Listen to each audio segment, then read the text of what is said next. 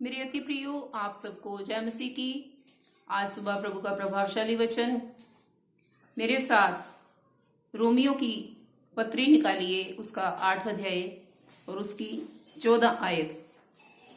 इसलिए कि जितने लोग परमेश्वर के आत्मा के चलाए चलते हैं वे ही परमेश्वर के पुत्र हैं।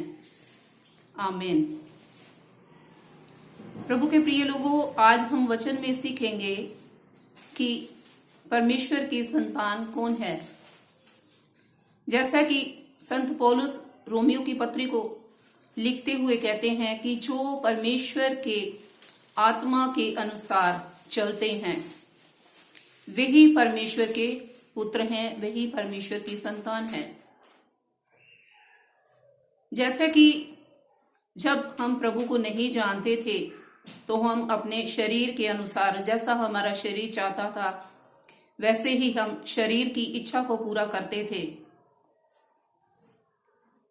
और ये हम इस तरह करते थे क्योंकि हमें प्रभु के बारे में पता नहीं था कि परमेश्वर हमसे क्या चाहता है। लेकिन हम शरीर की लालसाओं को, उसकी इच्छाओं को पूरा करते थे और जैसा शरीर हमसे चाहता था वैसा ही हम करते थे। क्योंकि शरीर के काम तो गलातियों की पत्री में लिखे हुए हैं 5 अध्याय उसके 19 वचन से लेकर 21 वचन तक शरीर के काम बताए गए हैं। बहुत से शरीर के काम हैं, जैसे गुस्सा, क्रोध, विरोध, लालच, विधर्म, लीला क्रीड़ा, व्यभिचार, चोरी, हत्या, ये शरीर के काम हैं। और जैसा हमारा शरीर हमसे कहता था हम करते थे क्योंकि हम परमेश्वर को नहीं जानते थे। लेकिन जब हमने परमेश्वर को जान लिया, उस सच्चे परमेश्वर को जो कि इस पृथ्वी पर आया, देह को धारण किया और उसने हमारे लिए इस संसार में आकर जन्म लिया और हमारे लिए वो क्रूस पर मारा गया। हमारी सारी परेशानियों को, सारी बीमारियों को, कमजोरियों को उसने क्रूस पर उठा लिया और हमारे लिए वो मारा गया और तीसरे दिन मृतकों में से जी उठा। और वो हमारा प्रभु यीशु मसीह है।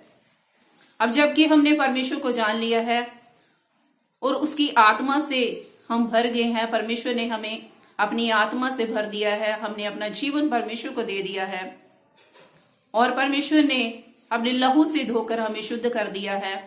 और प्रभु का वचन कहता है, प्रभु का दास लिखता है कि अब परमेश्वर की आत्मा के अनुसार चलें, अपने जीवन को व्यतीत करें, अपने शरीर को परमेश्वर की आत्मा के अनुसार चलाएं, ना कि शरीर के अनुसार। क्योंकि जैसा कि वचन में लिखा है, उसके 13 वचन में लिखा है, क्योंकि यदि तुम शरीर के अनुसार दिन काटोगे तो मरोगे, यदि आत्मा से देह की क्रियाओं को मारोगे तो जीवित रहोगे। इसलिए प्रभु के प्रिय लोगों, हमने शरीर की इच्छा को पूरी नहीं करना, और यदि हम शरीर की इच्छा को पूरी करेंगे तो हम मरेंगे। प्रभु के वचन में लिखा है हमेशा के लिए उस नरक की आग में चले जाएंगे। लेकिन प्रभु नहीं चाहते कि हम शरीर के अनुसार जीवन को व्यतीत करें। प्रभु का आत्मा हमें अगुवाई करता है और वह हमें कहता है कि हमने परमेश्वर की आत्मा के अनुसार अपने जीवन को व्यतीत करना है, ताकि हम हमेशा के लिए उस जीवन को प्राप्त करें, हम उसकी संतान बन जाएं। और जबकि हम उसकी संतान बन गए हैं, इसलिए परमेश्वर की आत्मा के अनुसार अपने जीवन को जिए, ताकि परमेश्वर आपसे प्रसन्न होने पाए। इस वचन से प्रभु आप सबको बहुत सी आशीष और बरकत प्रदान करे। सबको जय मसीह की। God bless you all.